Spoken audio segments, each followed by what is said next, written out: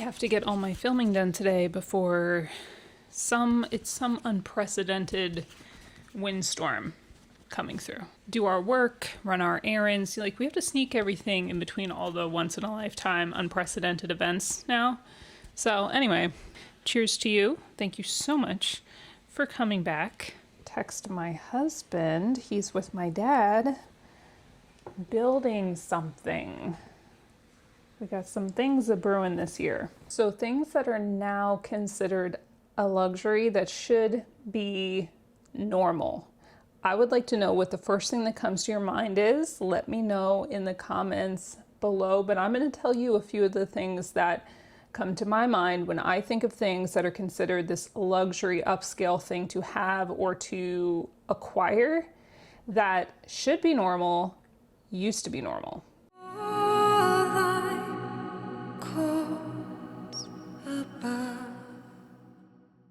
I purposely wore this cashmere sweater for this video because one of the things that comes to my mind is quality, real, natural fabrics and fibers. Now, I got this thrifted for like $13 and something. It's super cozy and soft. I love cashmere, but I've been on a journey of trying to switch a lot of my household and wardrobe over to natural fibers, things like wool and cashmere and cotton and linen. And this is just your friendly reminder that this is the time of year. Spring and summer is the time of year, early summer, to get deep discounts on wool and cashmere, and then the end of fall is your time to get your discounts on things like linen and breezy organic cotton. So you have to think ahead, and then you can get the discounts, especially if you're going on places like ThredUp, which is an online thrift store. That's where I get most of my stuff. You can definitely find stuff in thrift stores, Facebook Marketplace, but I do thrift a lot of my clothes from ThredUp. And so what I do is I go on the site, and in the search bar, I'll put 100% cashmere, 100% wool, 100% cotton, 100% linen dress, something like that. And they now have filters where you can select. But we know that just about everything today is junk, right? They're making everything out of cheaper and cheaper materials. That's clothing, linens, furniture, houses, just about everything. And they're charging us exponentially more for it. We should 100% have access to quality materials, to things made of real material, like things found in creation, real material. We should have access to those things and not have it be some sort of a luxury. When everything started to need to become mass produced, we've talked about with the food, with shelf stability, when people lost their skill sets and their ability to create and produce things on their own, we started to need things that could be mass produced. If you know the history at all of the whole thing that happened with the DuPont company, with the Teflon pans and how those chemicals got into all of the households on a regular basis, you know that they slowly began introducing this as convenience and whatever else they say about it to make people want to have it. And they always cover up the potential negative side effects of things, and they get people to bring this stuff into their lives. And now, obviously, we're at the end game of a lot of these things with very mass-produced fast fashion, mass-produced furniture, mass-produced food. And when you have to mass-produce anything, or you have to mass-produce it in factories, and you have to keep salaries at a certain rate, the quality of everything is going to go down substantially, creating this atmosphere of a society where the more material things that you acquire, then you've reached it, you've hit the dream, and all of this propaganda. And now we end up with a pile of junk that barely lasts you, whether it's months, couple years. We're coming off of this time when somebody's great-grandmother could pass something down to their grandmother, their mother, and then you could have it. I have heirlooms that my aunt has sent me that have been passed down. She just sent me something the other day that belonged to my great-great-grandmother, and it's beautiful. And what is it exactly? What furniture and what clothing and what linens and what bed sheets and what sweaters and what kitchen appliances are we passing down to anyone when everything breaks every 5 seconds? My new thing is buy nice or buy twice.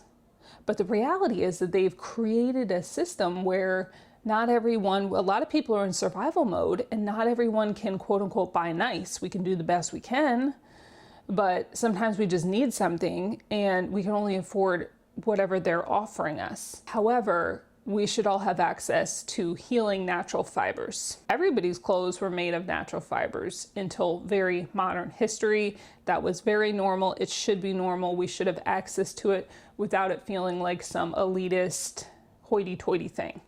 It should not sound pretentious that you have on a cashmere sweater or have a linen bedspread. That should not sound pretentious. That should be normal, and everybody should have access to that. The very obvious next thing to me is organic food, non-GMO organic food. Obviously, we've made this into a luxury item where, again, it sounds pretentious. And we put this bubble around it where, oh, you're pretentious if you say organic or non-GMO. There was no such thing as non-GMO or organic labels decades ago because everything was just food. When we weren't destroying the food internally and saturating it externally with poison, it was just food, and everyone maybe didn't have access to the same amount of food or food from the same place, but food was food. I feel like whole, nourishing, supportive, clean, non-poisoned foods should be normal, but now they have become a luxury. Number 3 on my list is a safe, healthy, comfortable home. Can be super small, super cozy, doesn't have to be anything fancy, but a safe, comfortable home made out of materials that are built to last. Something that was very, very normal forever when homes were made out of logs, stucco, stone. Could be super humble, super modest home, tiny home, maybe a room or two, but it was built to last. Brick. I was watching something the other day where, I'm not going to mention the company because I don't want to get sued, but there's a company that's mass producing manufactured homes because a lot of people, right, are having a hard time getting into the regular housing market right now because of what they're doing with absolutely everything. That's a whole nother video.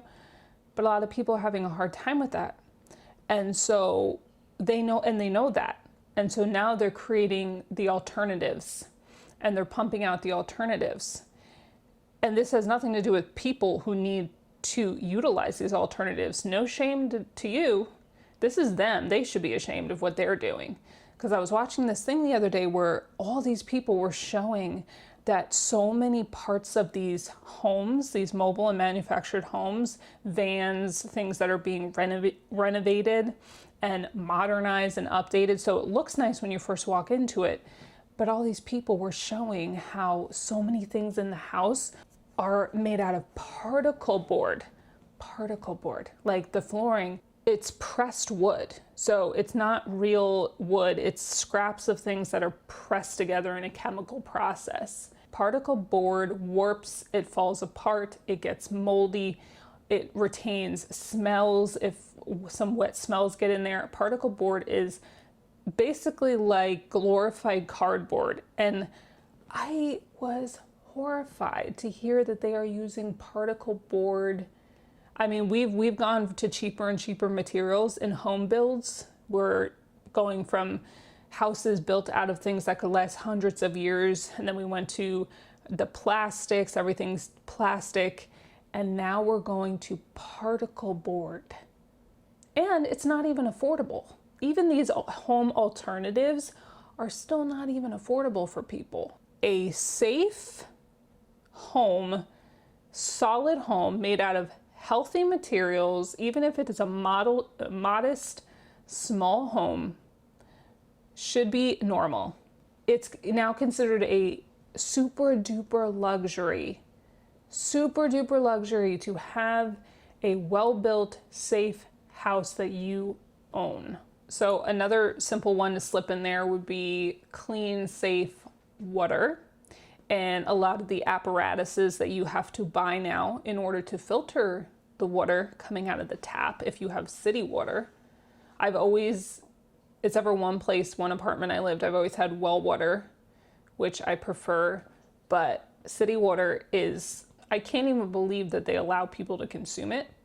But all the apparatuses that you have to buy to try to fix it so that it's not completely poisoning you are considered luxury items, but it should be very normal to have safe drinking water. Safe, clean, non-toxic drinking water. I know I talk about this all the time, but I can't even tell you guys how much I hold on to the fact that this earth is going to be made new again.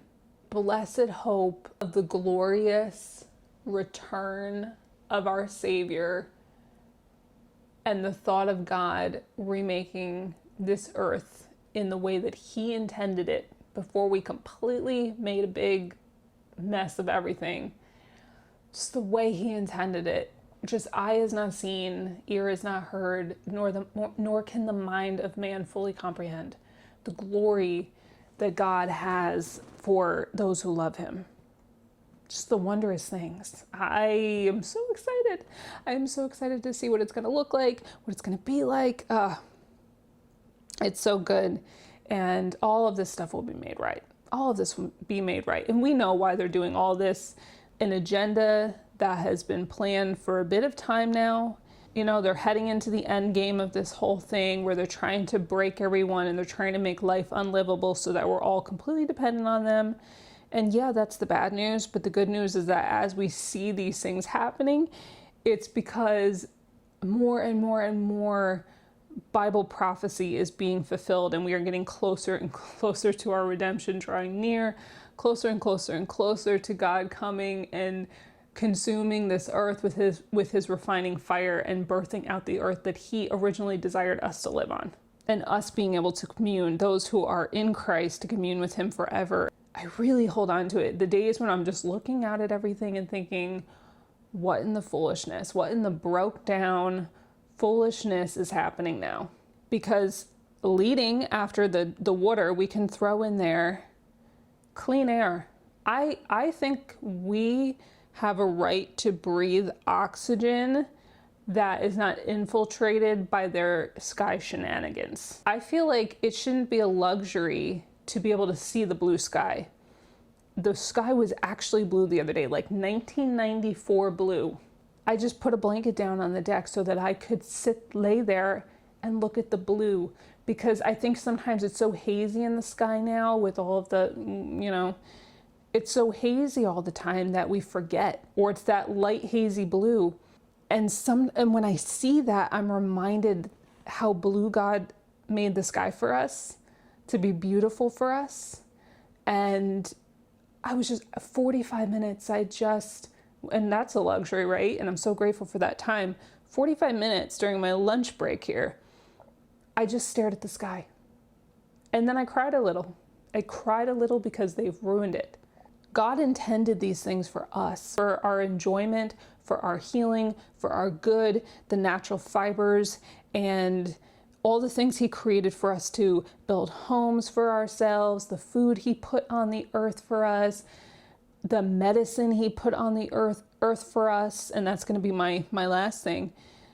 The blue sky, the waters above that He put there for our enjoyment, to look up and to think of Him, to think of our Creator, the stars in the sky, which we don't barely get to see, to put there for a reminder of the glory of our Creator and how much He loves us and that He's watching over us from His glorious throne. All the beautiful things. He put it there for you. They're trying to erase the fingerprint of God because they want to become God. Now we know how it ends, right? But it's sad while you're in it. Like, we're in it right now and it's sad, but there is a glorious future awaiting us. There used to be a town doctor that would come to your house. And I'm not saying I'm not thankful for a lot of the emergency care that we have now, because I am. Some emergency life-saving treatments, I'm thankful that we have those now. But you used to be able to have a town doctor to come to your house people used to understand that there are things put all over the earth for our healing, for our wellness, for sickness prevention. And we've lost it all. And now if you want to go see a practitioner that actually understands those things, it's a luxury. What kind of finances do you need to be able to see all these people to help counteract the assault that we're all under? And how everybody's been saying, like, I just don't feel good. I just don't feel good. I just don't feel good. And I get that. And that's why I always talk about in the little ways, all the little ways that we can return to the design of God and tend our corner of the earth and learn how our body works and learn how God designed things to operate. Then we can get a little bit closer back into alignment. We can't fix all the things going on around us, but we can get a little bit back into alignment with what He designed us for. And so I will tell you about my resources in 1 second, then we'll finish up the video. The more we return to the design of God, because that is what we were created to operate in, the more healing takes place, whether it's in our soul, our mind, our body. And the more outside of that design that we go, the more chaos, the more confusion, the more sickness. And that's just how it goes. So I had put together a 30-day glow up reset challenge. I did this in a very specific way. This is faith rooted. There's nothing to do with starvation or harsh detoxes. Actually, spring is a great time of year for this, but I wanted to help people if you have a hard time just kind of doing these resets, getting into better habits. I wanted to put this together where it would work for everybody's season of life, be really practical. And then I recorded an encouragement video, 30 of them, to go with every single day of the reset, to walk with you through it. Because I know a lot of people, that's really helpful for them sticking things out. And then I have my Lost Art of Healing program and school community that's attached to that for ongoing connection and support. And basically that's if you're sick and tired of being sick and tired, you want to learn how God designed the body to heal, how to return to that design of God's. I think sometimes in this world, everything just can feel so out of control. And just getting some of your power back from the world of learning how things work and getting back in alignment with that and all of those practical things and getting fully nourished, it's a really huge step in the right direction to feeling better. And when we feel better, we can be better for our calling, our assignment, the people in our life. And so I'll have all that available for you, all the links, including the links to my books like Becoming God's Daughter, The Lost Art of Living, and Redeeming Wealth, all in the description box and pinned in the comments below. And I guess my bonus one, because I'm going to plug my other channel, guys, I'm going to shamelessly plug my other channel, Homespun Income. We're in a moment of time when making a living and not being completely exhausted doing it is the luxury. Time is a luxury now, and it should be normal. It should be normal. We should have time with our family. We should have time to take care of ourselves. We should be able to work and we shouldn't have to work 80 hours a week to barely scrape by. That is not normal. And that is the system they have us in right now. And it's very much on purpose. Again, that's a whole nother video, but that is the system they have us in right now. So I learned how to make money online without special skills or know-how. And I had all my reasons. I have a whole video explaining why I decided to do this and figure this out. I was just determined. I am going to figure out how to make money from home, and I'm going to figure out how to do it without getting all involved in the boss babe hustle culture thing, because that's not my style. On Homespun Income, I am sharing all the things that I've learned in the last 6 to 7 years, just like with the Lost Art of Healing program. It's all of the things that I've learned in my own healing journey, overcoming multiple late-stage chronic illnesses.